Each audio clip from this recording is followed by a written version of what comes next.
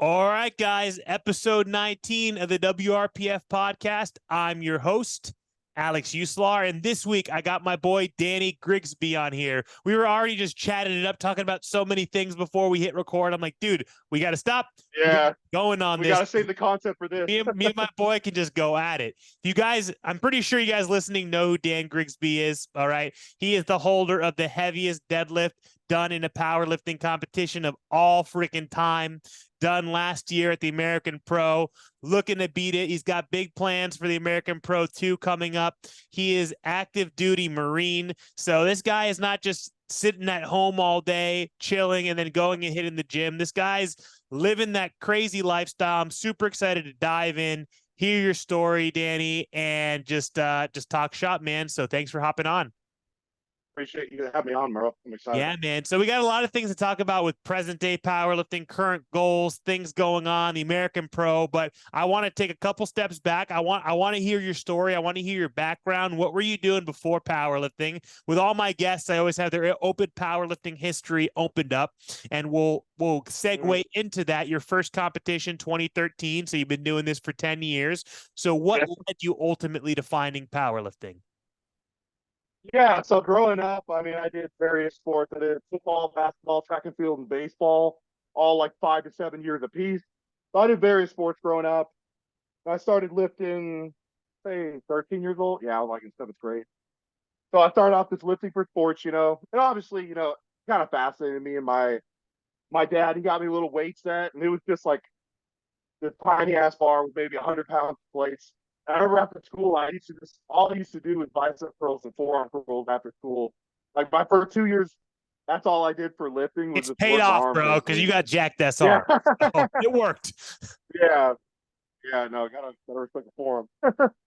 And so then into high school, mainly was football and track. I did a year of college football, and going into the summer that second year, kind of redshirted, kind of came to the realization that I enjoy training for football more than football itself. In high school, you play with the people you grow up with. It's fun. Obviously, it has those elements to it. But then I got to college, and it's like I love the weight room. Like I was power cleaning 375, 380 as a freshman. So I loved lifting, and I loved the running. I loved all the things working towards football. But then the actual practices, the film study, all that, it's more of a job as you progress in any sport, right? And but yeah, after my first year, I was like, yeah, I can't see myself doing this for another 3 years. But then I dropped out of college. I went to a D2 school called Western Oregon. So then shortly after, I'm just lifting for a few months, kind of like bro lifting. And then at my meet from Corvallis, Oregon, at that gym called Downing's Gym, they had a competition there in the summer 2013. And the owner asked me to do it, and I did it without really training for it. And it kind of replaced that competitive edge that like I missed football, the Friday Night Lights, I missed track. Track was honestly my favorite sport because it was the only individual sport I did. And that's ironic because when I started powerlifting, I was like, sweet, like you can train with a crew, you have a coach, but it's ultimately on you. And that's what I like the most, because the team sport is great when you win, but it sucks when you lose when you know you did your job to the fullest. So from there, like I said, around I think it was August 2013. After that, I got into powerlifting, and then a little less than 2 years later, I joined the Marines. And at this point, I thought I was going to go to Afghanistan, Iraq. I didn't know what was going to happen. So I thought at that point, powerlifting was just done because I had to figure out my life out. Like back then, I don't know, there wasn't the kind of sponsorships or notoriety where it's like you can find ways just to eat, sleep, train, and you get paid, right? So I joined the Marines, and for a few years, I'm powerlifting. But once again, the rigors of the work, like back then, I would run 10, 12 miles a week with the Marines, work long days. And so obviously the conditions were not great. And then late 2018, that's when my situation changed. And I really started gaining strength. And ever since, and 2020 was obviously my breakout year. That's when I broke my first two all-time world records. Now at this gym called Ironmongers in Vista, California. And I think a year or two before that, probably like late 2018, that's when I realized, okay, I could probably be up there. But the progression, and I tell people all the time, like, it's good to have great goals, but I'm under the opinion it's kind of better just to, I don't want to say to take a slow and steady approach, but when you really try to overreach for something, you're either going to get injured or you're going to like I don't say overtrain. When you just think about, okay, like I just want a little get better. This block, I just want to slightly improve. Then eventually you hit these crazy strides because you do all the little things right, and then they add up.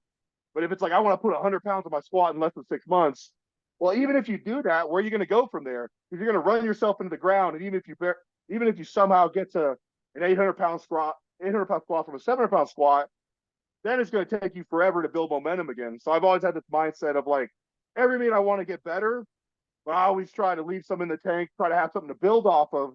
And I want to do this for another 3 to 5 years. So I look at it as like a longevity kind of thing. Because that's the cool thing about powerlifting is I believe you could do it into your mid to high, maybe even late 30s, depending on if injuries occur and whatnot. You know, nowadays a lot of people think, oh, if I'm not 2021 and I'm not absolute stud, you know, it's game over. But that's the cool thing No about way. powerlifting. Yeah, like 2021, if you could, if I could rewind to 10 years ago and you told me what I'm doing now back then, I'd be like, this is bullshit. There's no way this is fucking like when I started, I didn't think I would ever be this. I was like, I want to do this for fun and to have that competitive uh void I had from other sports. Well, I love working out. I love working out, period. So I'd be in the gym regardless if I power lift. So that's kind of at times, you know, because of work, I'd have dip for a few months. I couldn't train very consistently, but I'll still show up to the gym. And that consistency over time, I feel like it really added up. Because it's crazy, like you said, I've been doing this a decade, and it just doesn't seem like it. Because I'm always enjoying it the whole time. You know, like a That decade is forever. You know, when you say a decade, that really puts it into perspective. it Like, does. So yeah, let's rewind on some of the things he talked about. So 2013 first competition, right? And it's funny because if you guys are consistent listeners of this podcast, a lot of the guests that I've interviewed, and myself included, found and started powerlifting in around 2013. 2013, I feel like that era is, you guys have heard us talk a lot about some of these lifters, and me and Danny were talking about them right before we hit record. It was like the era of the Dan Greens, right? Eric Lillibridge, like all these lifters, 2014, 2015. And that's what exposed at least myself and a lot of previous guests to powerlifting. What would you say? Because again, you were lifting weights for football in a weight room. You know, football players, they squat, they bench, they deadlift. What was your early on motivations and some of the first lifters that you saw and that got you familiar with the actual term and understanding of powerlifting versus I'm lifting weights and playing football or I'm in the weight room? so I would say definitely. I know it's cliche, but obviously everyone always says Dan Green. I mean, because he was one of the first. I don't want to say viral guys, but he was one of the first forefronts of powerlifting at that time to get like getting the social media and obviously the Lillard Bridges. I mean, especially on YouTube, I watched them when I first started because they documented a lot of stuff. And I remember George. You remember George Lehman? Oh yeah, Florida man. He's from down here in Yeah, Florida. Yeah. yeah. My I first remember seeing his competition, I videos. think it was in like 2015, 2016. He was there. And I think he Really? deadlifted like 900. It was like the second Battle of the Bay, I think 2015. Yeah, crazy. Yeah, because I remember, and obviously Pete Rubish, and I see some of those guys at the time. I was like, I don't know if I could do this because they're all pretty intense, man. They're getting in it, but it was still, even though I'm kind of a more even keel guy, even when I lift, like I get psyched up, but it's like internally, you know, you may not see it. I'm not just like ready, like I'm not showing that I'm like, but like I get dialed in mentally. But some people, everyone has a different way of like getting themselves into the zone, you know. And it was just, I just love watching those dudes get into the zone. They just look crazy. I'm like, dude, like, My what I'm favorite about to do right guy, now. I know you're gonna remember him, and I don't think I've talked about it on the podcast yet, but good old Zahir. You remember Zahir? Oh, the Hiraku Dayara. Kill, Yeah. fucking kill, murder, kill. Oh my god, dude, that guy's intensity was unmatched. So good. But Yeah. something to continue segueing and connecting some of the dots of what you said is powerlifting, and a lot of people, you know, historically thought, how long can I do this? Can I do this into my mid 30s? Can I do this into my late 30s and still progress? And I think the era that we grew up seeing made a lot of the mistakes, and we were able to see their mistakes of pushing too much intensity, pushing too hard, and just, you know, ultimately leading to injury after injury that made their careers so short. So many of these lifters that we love and that we're mentioning and talking about right now burst into the scene and then they were gone. And I think we're seeing a lot more longevity now of the John Hacks and, you know, yourself that have been around already for a couple of years, breaking records for a couple of years, and are doing smarter trajectories to be able to continue doing that. And with that, it's the growth of the sport and helping it stay established and as big and mainstream as it is now. Because again, 10 years ago when we were finding it, we were some of the smaller select few people finding out about it, as opposed to now it's like it's just a household name. It's crazy. Yeah, I agree because like especially knowing what I know now, I can look back at some of those videos from 7, 10 years ago. Like Zach, I totally see, okay, like they probably were doing some things that they could have done better. You know, it is, but you can't blame them in the moment because they like you only know what you know. You know, so obviously, of course, 10 years later, we're gonna have better knowledge about recovery, about exercises, like how much output, like the intensity you got to do it. But obviously, back in the day, it was just like go all the time. But obviously, your body can't, like, I don't care what kind of recovery method you're doing, you gotta tone it down at times, But Yeah. yeah, So, those guys. so taking me through your trajectory, because again, your first competition, 2013, deadlift 600 pounds. That's pretty good for Yeah, someone in their first competition. You know, it took me years to deadlift 600 pounds. Then from there, within 2 years, you're deadlifting 700 pounds in competition. At what point, because you mentioned, things were crazy, you were still training, but weren't focusing on it as much as you would have liked to or thought you could. At what point were you like, man, I could be really good at this? What was the specific turning point? I'll give you. I'll bank in the beginning, but like it was 2018 that I put some context. I was in Australia for 6 months on a deployment, so I come back, and then I get with at my time my coach was Rick Simmons, the owner of Ironmongers, and we pick out a meet. It was like March 2019, and at that meet I squatted 680, 700 range in sleeves. I benched 360, 370, and then but honestly, what everyone really cares about deadlift. So that meet I just wanted to break 800 for the first time officially in a meet. I already done it in training. Then I end up doing 848, and I did it pretty easily. And at the time, the 275 record was 930. Yeah, it was 930, I believe. It was like this guy. His name was Arias, Zach Arias, or like something. He was American. I don't remember. He was a really legit deadlifter. It was like 930 something. And so I'm like, okay, in 2 years I could probably get to that. And then yeah, the next year rolls around and my prep was going good. Then I ended up adding 100 pounds and doing 948. I went 860, 903, I chipped the record with 933. Then I did a fourth and did 948. Honestly, I'm happy we don't have fourth attempts anymore in the WRPF. It's like the amount of like times I've really just torn my hands because I'm like, oh, I could do a fourth attempt, and like I always regret it after because it holds up the meat too. Like if too many people do fourth, I feel like it just affects the flow. I don't know. You, the meat director, you could probably attest to that Oh, probably more than 100%. I do. But I'm thinking if too many people like, and then people complain because we're behind on flights, but it's like 5 people wanted to set a state national like whatever kind of record, and they pulled force, and that just totally throws off everything. And I think it's exciting that it's gone because it leaves you wanting more, It leaves you uncertain. Yeah, Can I have more? Can I push more? It leaves you more motivated. And instead of going for a fourth attempt and feeling defeated, but beyond from a meat director perspective of it being annoying as shit because it's so stupid when you'd go to, I remember 2015, 2016, 2017, those 3 years I went to USPA Nationals and USPA Worlds, which were both in Las Vegas at the Golden Nugget, because I had a ton of Masters athletes that I coached at the time that all wanted to go to it. And I'm pretty sure every single one of them took fourth attempts because all these Masters records were oh my god. unwritten.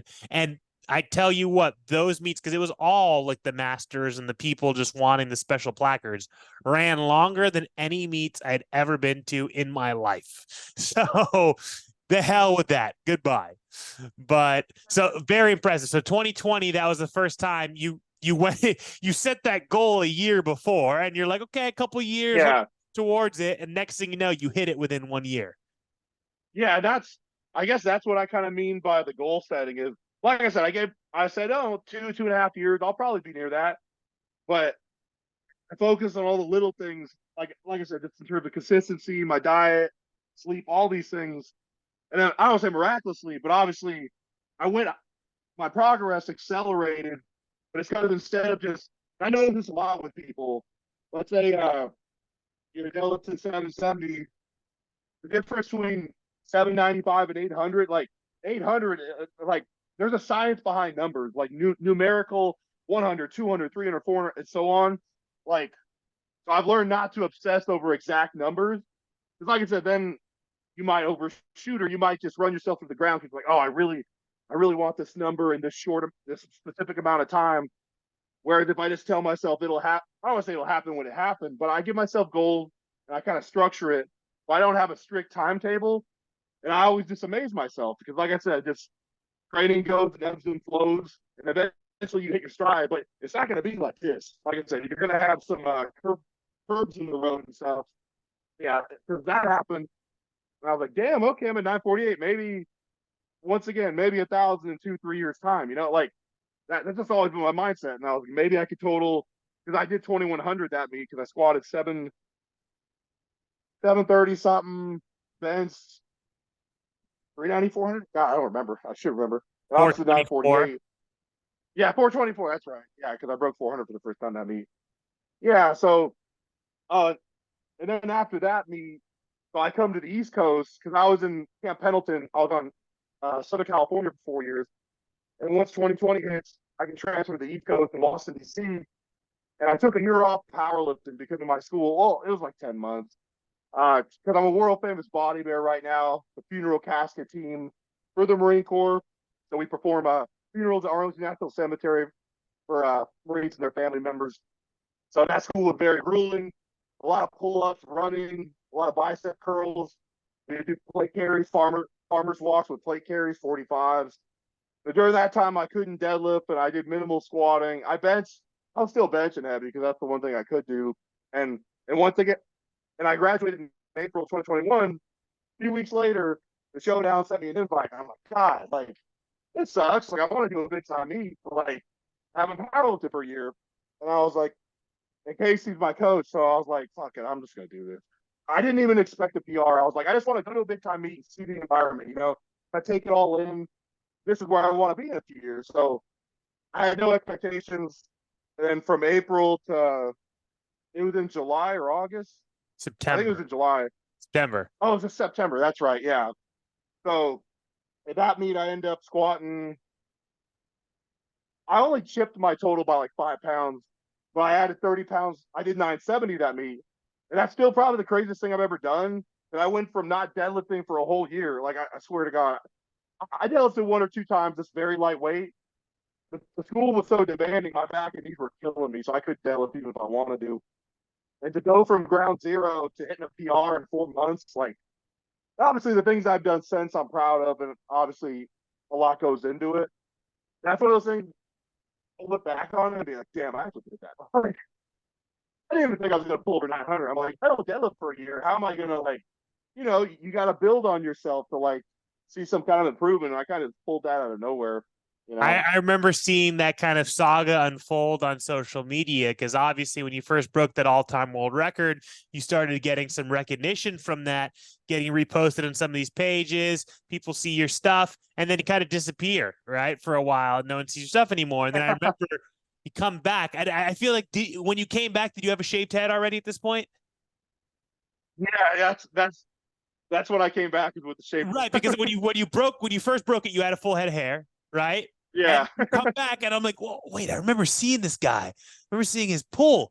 Oh shit! And then it's like your comeback, and you're posting some pulls leading up to that prep, and I'm like, Jesus, he just went 0 to 100 in fucking 3 months. This is nuts. And then the Showdown meet happened, right? Yeah. At that meet, I attempted 1,000. I'm not gonna lie though, that was the only time I ever got in my head. Like, I mentally, when you're mentally defeated because I was overthinking it. Because once again, I was like, damn, like, the fact that I pulled 970 is cool, but I don't know if I could do 1,000. and I attempted it, but I wasn't mentally like in the right headspace, you know. And after that, I was like, dude, I'm never gonna doubt myself again. Because like when I watched the replays from that, I got it like 95% of the way up. If I wouldn't have sat, like, it's all hearsay. Literally, I sat back too much because I was worried about locking out and extending. And then afterwards, I was like, dude, I literally had that. Like, why am I overthinking this? And then obviously the next year, I was like, I'm not missing that again. Like that's when I pulled 1,025. So And that not yeah, only did you break the 1,000 pound deadlift barrier first time, you broke it with 1,025. That's absurd, absurd. And then you've been able to continue doing that again at the American Pro. And me being there for those pulls, the American Pro, I can just say I could tell looking at you, you had no doubt. It looked like you were having so much fun. You were just oh like, yeah, dude. oh It's like yeah, it was a fucking I don't know. party, man. Yeah, I don't. It was just weird because like I think because of my background with like if I had to do the math, I probably have like 30 plus years combined in sports. If you add up all the sports, how many years I've done, and it's like even as a kid, there was a lot of moments. Like I remember there was a sick moment when I was baseball in like fourth, fifth grade. It was a full pitch count, 2-3. Game was on the line, and I was scared as hell. But I hit it. I hit it right between second and third base and won the game because we got the scoring time run.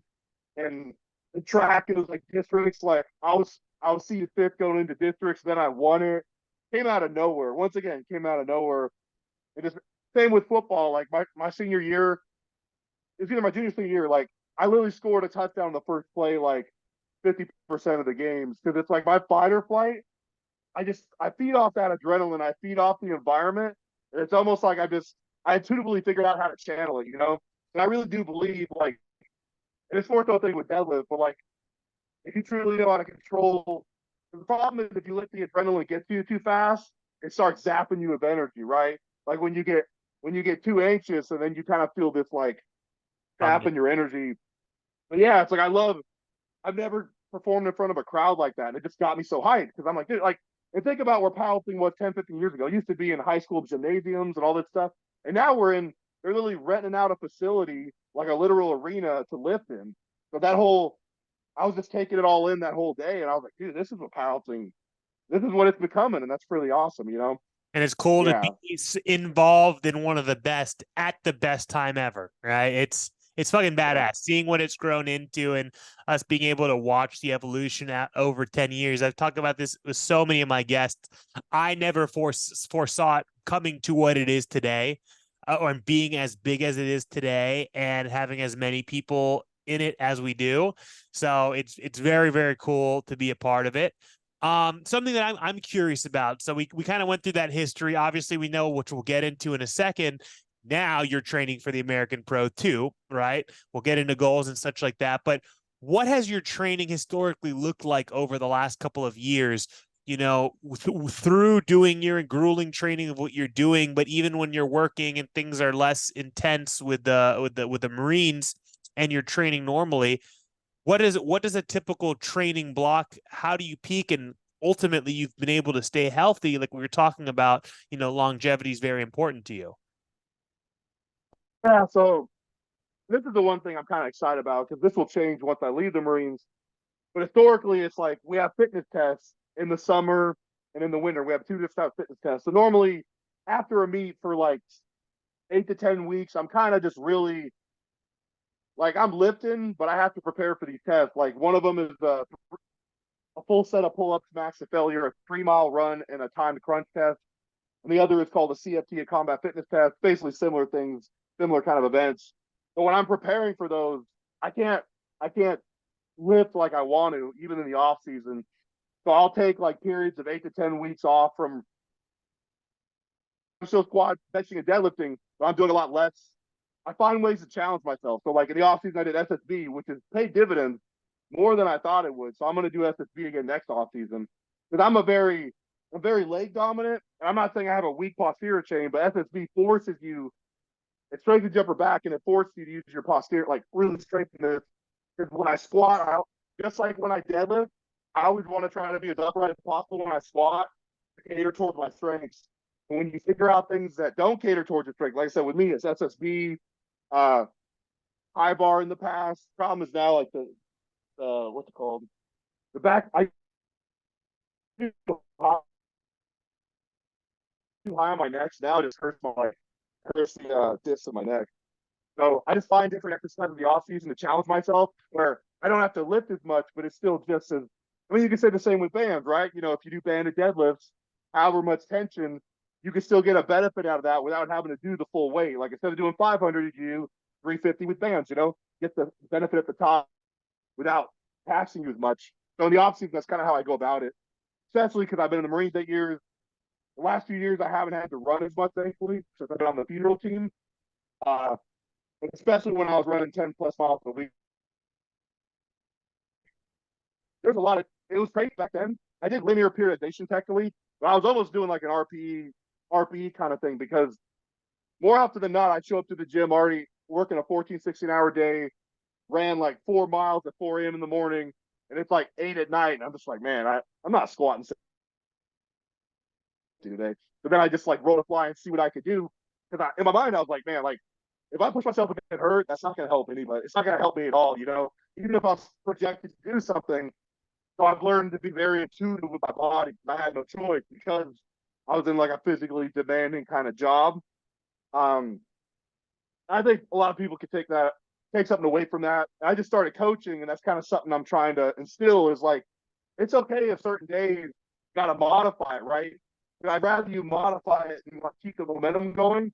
Like if you have one or two workouts where like your pecs really tight, I don't want you to like have like a West Side mentality to say Right. just keep unloading. It's like you gotta be smart because I think back in the day it was more like push through it, like you know, just ignore the pain. There's times where you can push it, and there's certain things where it's like, yeah, you probably shouldn't. I'm not saying take the day off, but find ways to work around something. Still get some benefit. Maybe you can't back squat because your back is killing you, but maybe you could do what's it called? Belt squat or leg press, you know, things that can still stimulate you. Uh, but yeah, that's and then in the in season, so in season is kind of different because I know I have to lift the heavy weights. So that's when sometimes like I do push through things because I'm like, well, the off season I can get away with that to a degree. Um, Usually my last heavy deadlift is around 2.5, 3 weeks out. Uh, every prep's kind of different. Sometimes I've done my last heavy pull 2 weeks out. It kind of all depends how things are going. Um, and yeah, it's really I've been with Casey for a few years, and I'm at the point now where that's the thing is I feel like it takes at least a year for a coach to truly figure you out, at least figure out like what goes into peaking and all that. And we're at the point now where it's kind of just like perfectly synchronized. Like I know every prep we're figuring shit out more and more, and every meet we're just getting better. So I don't question anything. You know, I'm just like okay, like I said, the FSB work, and I did a lot of I did Buffalo bar for bench for added range of motion and stretch. That was very helpful. I did conventional in the off season. Uh, Obviously, my conventional is a lot weaker. But once again, I'm trying to do different things in the off season to like. I do think it did strengthen my back some. Like I said, my conventional, I could probably do a little over 900 if I were to like train and peak for it, like during a prep. But it's funny because people ask me why don't I do that. I'm like, I don't get brownie points for doing the other Right. like once again, that's like the newer generation. It's like the TikTok stuff.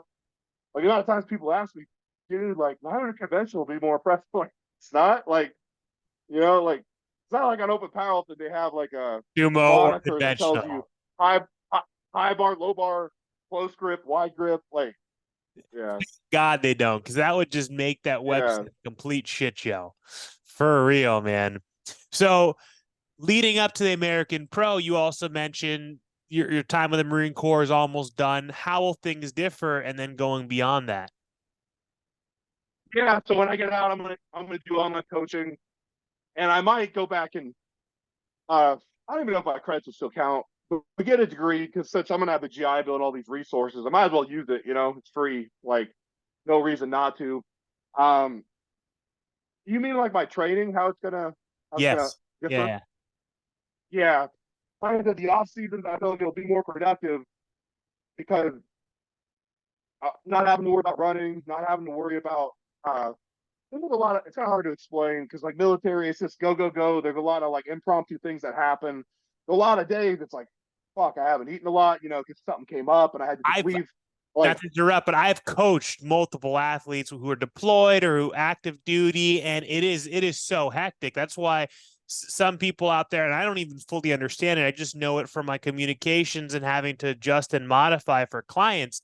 But it honestly makes you and the Chad Penson also just so much more impressive, understanding all these other outside factors. Because it's one thing for someone to have a 9 to 5 job, they get off of work, they go, even if their 9 to 5 job is manual labor, it's like so many unpredictables that go into it and still be able to progress as you have. It's very exciting to be able to see when you can invoke what so many of the high level power lifters that are just they're able to make a living off of sponsorships, off of coaching, and whatever other small resources, and they can completely focus on training. It's very, very exciting.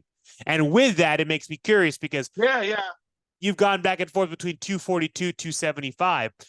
Have you ever fully filled out 275, or you like to kind of stay in the middle so you can fluctuate between the two? I mean, it's never been intentional. Normally I sit like 265 to 267 morning weight my last few preps. Like, I can't get much bigger until I get out because, like I said, I still have to be able to like form the fitness tests and stuff. But I do want to try to, like I said, maybe next year at the pro, I'll go 308. Um, Whatever meet I do later next year, I'll probably go 308. I don't know. We'll see if I could if I could get above 275, that'd be crazy. Because what I did last time was I was 271, and then I drank a gallon of water at weigh-ins, so I was 277 on the dot. And then my literally my guts felt like they were about to rip out because I was holding a gallon of water and not peeing. Yeah, like I think I could get bigger. I think I could get up to like 280 in due time. That would be like a few years from now. Because I do want to get bigger. I don't want to limit myself. I don't want to just restrict myself. But I've always been a super light or relatively light 275er because I just wanted to do my best. And obviously, I did a cut this last meet in March, and it went fine, but it just sucked because it's just like so many more variables. Like the week of the meet, you got a water load. You're watching, you're manipulating the salt and the carbs, and like I'm just used to just chilling the week of the meet, just like laying back, and then going up the weigh-ins. I'm like, sweet, let's go on the scale. Oh, whatever it is, I don't care because I'm not over it. Like, so I definitely I'll do 242 again in the future, at least one more time. But within a year or two, I know that ship sailed for me because once I'm over like 270, 273 morning weight, and I sit there comfortably, I'm not going to want to go back down to like get. Oh, I'm not going to want to lose weight to get within range to cut again to 242. You know. And I feel like you've probably had to dial that in due to having these different fitness tests and shit like that, not being able to get as heavy and worry about getting lighter in an off season because you have to perform with X, Y, and Z. So it'll be very cool to see what you could do as a true 275. So going into the Yeah. American Pro, you're doing 275 again. Let's Mhm. talk through some of the goals. You mentioned them before we hit Yeah. record. Let's hear some of the goals Yeah. for the American Pro. Yeah. So the goal at this point is 815. Let me do a. So I filled out in high school, so I've got to reaffirm things. So 815 squat, a 492 bench, and obviously the illustrious 500 kilo 1102. So that will be 2409. My goal is to break 2400. So those like I said, those numbers might skew because you never know on the day. Like I said, you gotta pivot. Maybe I squat 820 instead of 815, and then I bench slightly less. But like cumulatively, I want to put on a performance to break 2400. That would be that's my game plan going in. What does that put you at a dots perspective? I actually looked at it the other day. So if I weigh 268, I'm just gonna guess. Let's say I weigh 268. I'm gonna be high 260s. If I'm 268 and I total 2410, that's like a 620 something dots. 620, 622, something like that. Yeah, that would definitely be a huge dots PR because I did at my last meet. I chipped 600. I got like a 601 dots, and at the pro last year, I got a 595 when I did the 2303. So yeah, And that maybe I'll win some money. this Yeah, time. that's what I'm saying, man. I got to hear your goals because Yeah, Coach Jawan, obviously, who came in second, yeah, a lot of strategy going against him and going against Derek and Zach and all these guys that have those, 600, 603, 605 entry level dots. And if you look at the men and sleeves prime time, there's 5 or 6 of you guys all with just above 600. So yeah. obviously It's gonna hack be crazy. anything can happen. You never know what Yeah, can happen, but hack's sitting up here, but all you other guys have these capabilities to really push beyond where you've been before. So yeah, I don't want to just test it to it's a battle for second and third, and hack already has first secured because again anything can happen, but it's going to be very cool to be able to see all that unfold also because again there's money on the line also. Who doesn't want to take some money, yeah, right? yeah. This is my first time. Well, I've obviously won a little like 500, 600 from having heaviest deadlift, but this will be the first time I can actually say I'm in the running for overall dot, like placings and overall dots, top 3. Pretty cool because obviously I've always been known as the deadlift guy, right? And obviously that narrative would probably. It's funny because I've told my friends this. Even if I total 2,400 plus, how, It's gonna how much out could I you. bet It's you? not. It's gonna be so outshadowed by a 500 kilo deadlift. No one's Yeah, gonna give yeah. a fuck that you told They're still gonna be like, 2,400. they're still gonna be like, you're the deadlift guy, and I'm like, and I looked it up. There's only been 6 people in the history of powerlifting who've done 2,400 plus in sleeves. So that tells me my total's pretty decent at that point. But once Yeah. again, Oh and I yeah. know like It is. yeah, and I've come to terms with like, can I look at it this way? Like, if I was more if I was more even across my lifts, I probably wouldn't like. You notice the people who go viral the most on social media? It's like I'm not saying the one lift wonders, but they have one lift that's very above the rest. It's very impressive because it's like you have a few seconds to catch someone's attention. So if you post something about I bench a deadlift or a cumulative thing, the average person could be like, okay, scroll next. Within 2 seconds, if you could catch their attention, that's like because I remember I had like 3,000, 4,000 followers like 3, 4 years ago. But it's like every time I compete and I break an all-time record or I do, my heaviest pulls, it just 5, 10, 15 pages repost me. And then it just brings this like insane traffic to my page. So I can't be mad about that. That's right, man. But it's funny because it's like when you look at historically deadlift guys, their other lifts are trailing behind. They're not really necessarily close to all-time world record totals, or they're just picking up so much slack from their deadlift. They are, but it's like you said, Mm-hmm. pretty well-rounded in all three. But it just helps being a deadlift specialist when it comes to what actually matters, which is battling for those dots at the end to get that podium placement. But with that said, you mentioned, okay, top 6 people in sleeves who ever total over 2,400. Historically, on your open powerlifting, you have competed in wraps before, long time ago. Do you ever see yourself getting back in wraps? Possibly. I think after this meet, I might. But I haven't even wrapped in like 5, 6 years. Like back then, I didn't get much out of wraps. I used to get like 30, 40 pounds out of wraps. But knowing what I know now, and now that I'm friends with a lot of people who are really good with wraps, because obviously I believe to a degree your technique. I don't want to say your technique changes, but like how you go about the squat when you have really stiff enough knee wraps on. Because if I could get like 80 to 100 pounds out of wraps, then it would be worth it for me. Because obviously in wraps the totals are higher, obviously, because there's people getting 100, 150 pounds out of wraps who really know how to use them. So that's why I started doing sleeves for the most part. Is because if I'm not getting even a remote inherent advantage, I'm just I'm already competing against higher totals. Because I'm thinking after, like I said, I broke in the deadlift, all time deadlift at 242, 275, 308, and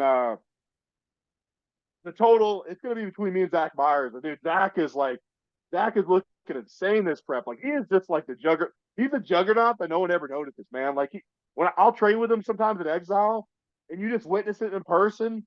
I just can't believe that he doesn't get more recognition sometimes.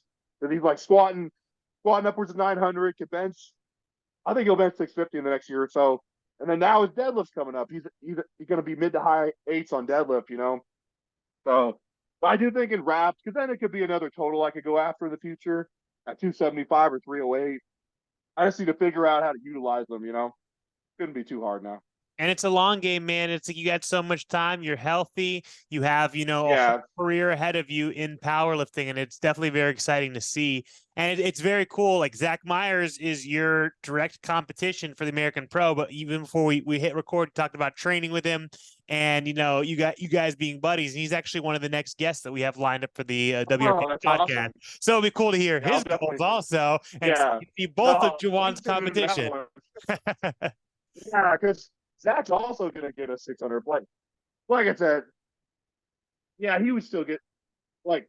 I believe honestly, at the 275 for the pro, it's gonna take damn near 20. Like whether it's me or Zach, whoever's on top, it's gonna take upwards of 2400 because that's what it's coming to now. Because like I said, Zach did 2375 at 308. Yeah, he didn't cut, but he had more in the tank on all those lifts, so he wasn't like he wasn't going all out. And obviously, cutting weight for me plays a role. Yeah, I'm just excited because he's not only a great dude, but like obviously as a competitor, like that's why I like if we could push each other, but it doesn't turn personal. Like like there's no vendettas, there's no egos, there's no super high egos. Like I'm above you, or I'm better than you. It's like we're both mutually respectable towards each other. Yeah, I wish I had his bench, dude. If I had his bench, it'd be game over. You and me both, bro. That shit is nuts. Bro. That Yeah. shit is nuts. But no, man, it's awesome the sport where it's evolved and where it's progressing to, and people supporting each other and everyone being buddies. At the end of the day, we're all normal people, and fuck the people with the egos. That's what I say. Yeah, But exactly. hell yeah, man. It's been exciting hearing your story, hearing your journey leading up to the American Pro. I'm very excited that I'll be able to be there in person again, see that 500 kilos loaded on the bar again. Let everyone know where they can find you. Sign us out. Yeah, so my Instagram is Dan. Dan. Can't believe I didn't remember that. I should know by now. Dan_Griggs, and that's the main one. Like, I have TikTok, but I haven't used that in ages. I'm kind of thinking about starting TikTok. Do you have a TikTok? Nah, bro, we're too old for that shit, bro. Yeah, like I did it for like 6 weeks, and I just all the comments. I was like, dude, what are these people on right now? Yeah, It's a dude. slaughter fest in the comments on the TikTok, but more so for the notoriety. As you said, that has the potential to get sponsorship. It's probably that and YouTube too. I'll probably start doing in the future. There's multiple avenues to showcase the brand. Like, but for now, it's just Instagram and record race. Hell yeah, man. Guys, thank you for tuning in. I hope you guys are excited as I am to see Danny do some big things coming up the American Pro and in the coming years. Danny, I'll see you in a few weeks, and thanks for hopping on. Appreciate it, Alex.